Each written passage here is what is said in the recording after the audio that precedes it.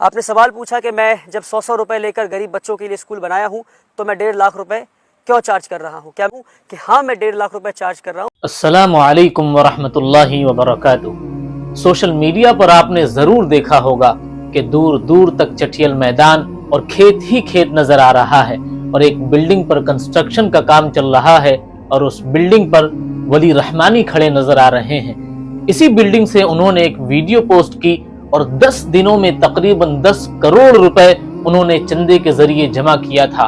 हंसकर कहे कि इस लड़के का पैसे कमाने का नया स्कीम है और कहने के बाद अपने काम में लग जाएं और हमारे पैसे खत्म होने पर आए हैं और मैं भीख मांग कर थक गया हूँ।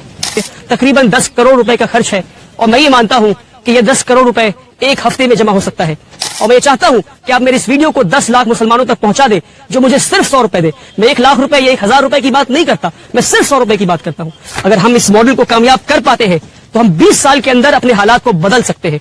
एक जनरेशन, सिर्फ एक जनरेशन पूरी कौम के हालात को बदल सकती है। अब ये स्कूल बन गया है और लोगों को स्कूल देखकर बड़ी खुशी हो रही है, लेकिन एक और बात सामने आई कि 25% बच्चों से जो भी इस स्कूल में पढ़ रहे हैं उनसे वली रहमानी के स्कूल वाले 1.5 लाख रुपए फीस ले रहे हैं। जिन लोगों ने वली रहमानी को डोनेशन दिया था, अब वो लोग इस फीस को सुनकर काफी नाराज हो रहे हैं।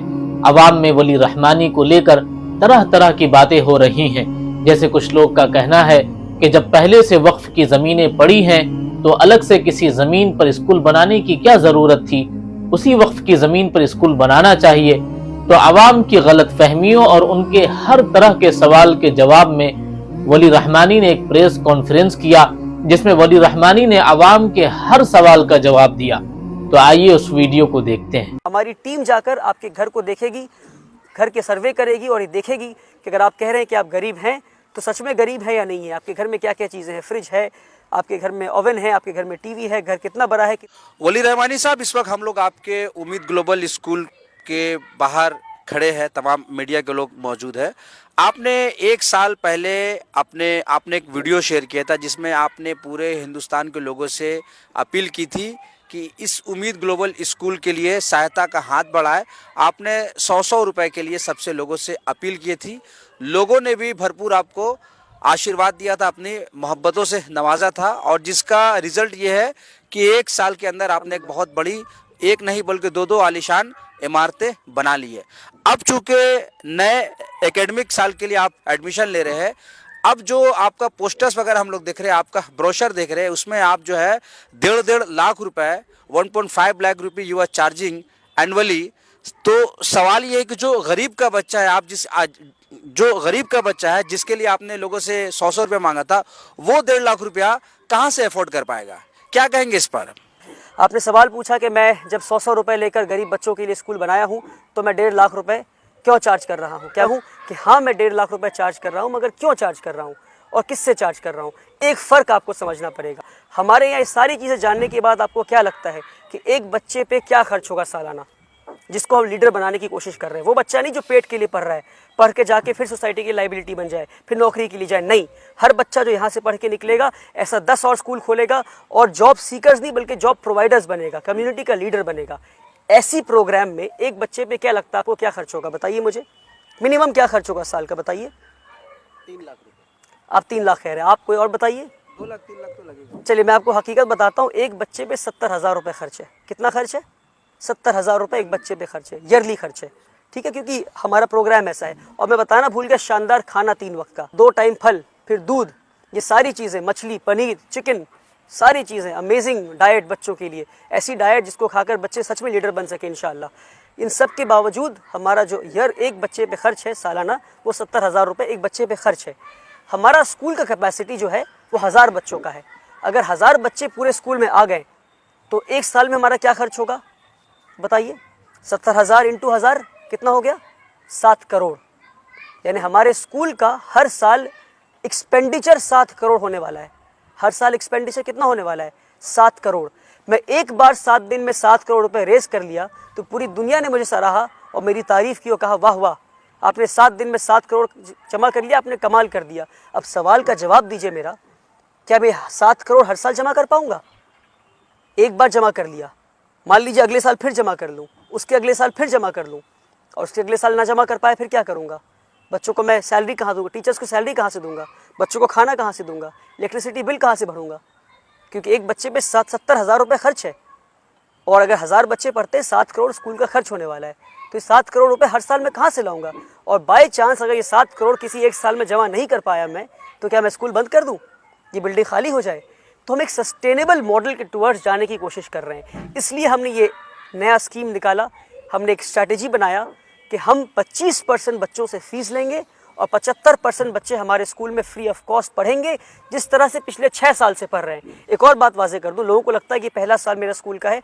1000 स्क्वायर फीट के अपार्टमेंट में स्कूल शुरू किया था जब मेरी उम्र 19 साल की थी, 2018 1 अप्रैल। आप में से कई लोगों को ये बात पता है।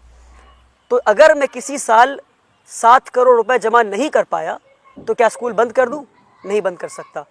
तो 25% बच्चों से फीस ले रहा हूं मैं, यानी कितने बच्चों से बताइए? 1000 बच्चों में 25% यानी 250 बच्चों से। 250 बच्चों से 70,000 रुपये फी लेता हूँ, कितना हो गया बताइए? अगर 250 बच्चे 1.5 लाख रुपए फीस दे रहे हैं तो कितना हो गया? 3 करोड़ 75 लाख। खर्च कितना है हमारा? 7 करोड़। फीस के बाद कितना आया? 3 करोड़ 75 लाख। बाकी बचे हुए पैसे कहाँ से लाऊंगा? उसके लिए फिर मुझे हाथ फैलाना पड़ेगा, फिर भीख मांगना पड़ेगा। तो हमारी कोशिश है कि एक साल आहिस्ता आहिस्ता हम सस्टेनेबिलिटी के टुवर्ड्स हम जाएं इंशाल्लाह। तो ये रीज़न है कि हम 25% बच्चों से फीस ले रहे हैं। वो बच्चे तो दे सकते हैं, यानी एक बच्चा जो 1.5 लाख रुपए फीस दे रहा है, यानी वो एक बच्चा अपना खर्च दे रहा है और उसके साथ साथ एक और बच्चे का खर्च दे रहा है। इसको इस तरह देखें कि जो डोनर्स हमें डोनेशन दे रहे हैं उसमें डोनर्स का फ़ायदा है। और मैं कहता हूँ कि अक्सर जो लोग चैरिटी करते हैं वो चैरिटी इसलिए करते हैं ताकि गरीबों की मदद कर सके। मैं कहता हूँ अपनी मदद कीजिए, एक ऐसा मॉडल खड़ा कीजिए जिसमें आपसे बेहतर प्रोडक्ट बन के निकल सके, आपसे बेहतर जो है वो प्रोडक्ट बन के निकल सके। इसलिए मैं कहता हूँ कि डोनर्स के रिकमेंडेशन को मैं रिजेक्ट नहीं करता, मैं डोनर्स के रिकमेंडेशन को सिस्टम और प्रोसेस में डाल देता हूँ। सिस्टम रिजेक्ट करता है और सिस्टम ले लेता है। मैं डोनर्स की बात नहीं सुनूंगा, मुझे जवाब डोनर्स को नहीं देना है, मुझे जवाब अल्लाह सुब्हान ताला को देना है। और हमारा एडमिशन प्रोसेस बहुत ट्रांसपेरेंट है और ट्रांसपेरेंसी के साथ ही मैं काम करना चाहता हूँ। बल्कि मैं कहता हूँ मेरी 2 अपनी बेटियाँ हैं, जो मेरी अपनी बेटियाँ हैं, 2 छोटी बेटियाँ। मैं कहता हूँ कल को अगर मैं चाहूँ कि अपनी बेटियों को दाखिला स्कूल में करा दूँ, मैं नहीं करा सकता। मुझे एडमिशन फॉर्म लेना होगा और मुझे मेरी बेटियों को, अपनी बेटियों को एडमिशन प्रोसेस से गुजरना होगा। और मुझे नहीं पता कि उनका एडमिशन हो पाएगा कि नहीं। एडमिशन टीम ही डिसाइड करेगी कि एडमिशन उनका हो पाएगा या नहीं हो पाएगा। सर एक सवाल है कि कैसे आप जज करेंगे कि जो 75% जो बच्चे हैं वो आप उनसे पैसे नहीं लेंगे और जो 25% जो बच्चे आप उनसे जो पैसे लेंगे, तो आप उसको जस्टिफाई कैसे करेंगे कि वो साहिब हैसियत है और ये साहिब हैसियत नहीं है? जो 25% बच्चे पैसा देंगे वो साहिब हैसियत ही लोग आएंगे, तो उस पर हमें सवाल करने की ज़रूरत नहीं कि भाई आप साहिब हैसियत है कि नहीं। जो पैसा दे पा रहा है वो खुद ब खुद एक प्रूफ है कि साहिब हैसियत है। सवाल रहा कि 75% बच्चे यानी 750 बच्चे जो स्कूल में पढ़ेंगे वो गरीब बच्चे, हम कैसे पता करेंगे? तो हमारा एडमिशन प्रोसेस का 3 लेयर्स है। पहला ये है कि आप एडमिशन फॉर्म लेकर जाएं। फॉर्म लेने के बाद आपका इम्तिहान होगा, टेस्ट होगा। अगर आप टेस्ट पास करते हैं तो उसके बाद आपका इंटरव्यू होगा। इंटरव्यू बच्चों का और पेरेंट्स का होगा। इंटरव्यू राउंड अगर आप क्वालिफाई करते हैं तो हमारा होम सर्वे होगा, चाहे हिंदुस्तान के किसी भी कोने में हो। हमारी टीम जाकर आपके घर को देखेगी, घर के सर्वे करेगी और ये देखेगी कि अगर आप कह रहे हैं कि आप गरीब हैं तो सच में गरीब है या नहीं है। आपके घर में क्या क्या चीज़ें हैं? फ्रिज है, आपके घर में ओवन है, आपके घर में टीवी है, घर कितना बड़ा है, कितने कमरों का घर है, आपके पड़ोसी कैसे हैं, किस लोकेलिटी में घर है। बल्कि हमारा पूरा एक फॉर्मेट बना है होम सर्वे का इंशाल्लाह। तो हम वो होम सर्वे पिछले 2 सालों से करते हुए आ रहे हैं, उसको हमने और मजबूत बना दिया सर्वे के सिस्टम को इंशाल्लाह। हम इस सर्वे के ज़रिए हम फाइनल जो है, मान लीजिए 100 बच्चे सिलेक्ट हो गए, अब उन 100 बच्चे के घर हमारी टीम जाकर ये देखेगी कि अगर वो 100 बच्चे सच में गरीब हैं या नहीं। और नहीं है तो कई बच्चे इन द पास्ट रिजेक्ट भी हुए हैं और फिर हमने उनसे कहा है या तो आप फीस कैटेगरी में आइए या तो आप एडमिशन मत लीजिए। सर दाखिले का क्लास क्या है सर? किस क्लास से दाखिला लेते हैं आप? हम लोग क्लास 1 से दाखिला लेते हैं। अभी क्लास 1 से लेकर के 8 तक हमारा स्कूल चल रहा है।